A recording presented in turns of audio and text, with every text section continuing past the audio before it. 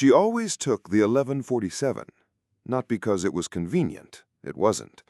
The last bus home stopped twice in the wrong direction before looping back toward her street, and it arrived at her door almost 40 minutes after she boarded. But she took it anyway, every night, because of the driver. His name, she thought, was probably something ordinary. She had never asked.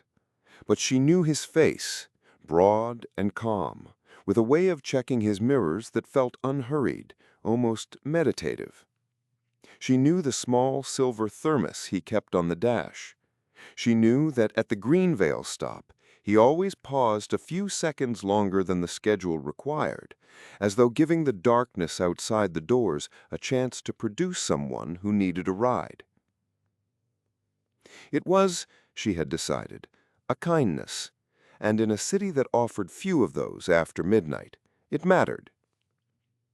She had been riding the 11:47 for 7 months. She was, most nights, the only passenger. Until tonight. She boarded as usual, tapped her card, nodded toward the driver's seat, and stopped. The driver looked up at her, and she felt it immediately. Not wrong exactly, just different. The same uniform, the same slight forward tilt to the cap, the same silver thermos on the dash, but his face. She couldn't say what had changed about it. The geometry was almost right. Almost.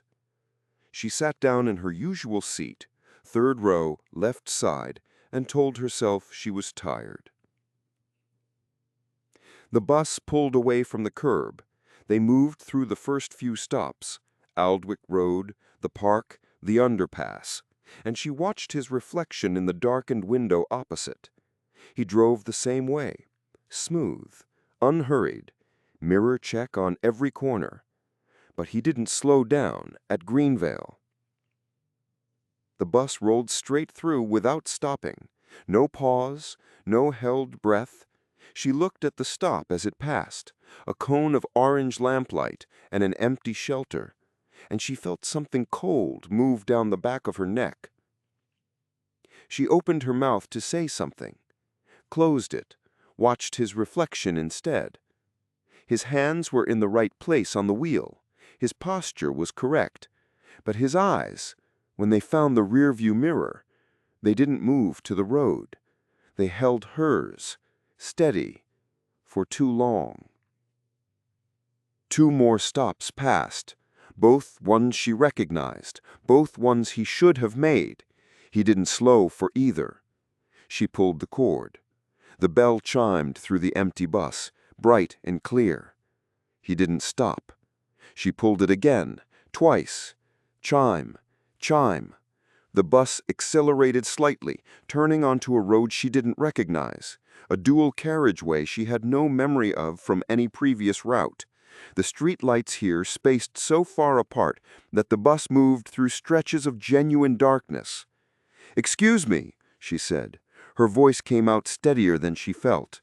"I need to get off. I've missed my stop." He said nothing. Checked the mirror again. Those steady, too patient eyes. She looked at the door. She looked at her phone. No signal, which was impossible. She always had signal. And she looked at the road outside, which was becoming unfamiliar in a way that felt deliberate rather than geographic, as though the city were rearranging itself just ahead of the headlights. And then, slowly, because she was careful, and she was smart, and she hadn't survived 7 months of last buses by being careless, she started to really look at him. The width of his hands, the set of his shoulders, the way the silver thermos on the dash caught the light. The thermos. She had seen that thermos every night for 7 months. Small dent on the left side, faded brand logo. She knew it the way you know any small familiar object, without thinking. There was no dent on this one. The bus rolled on through the dark. She sat very still.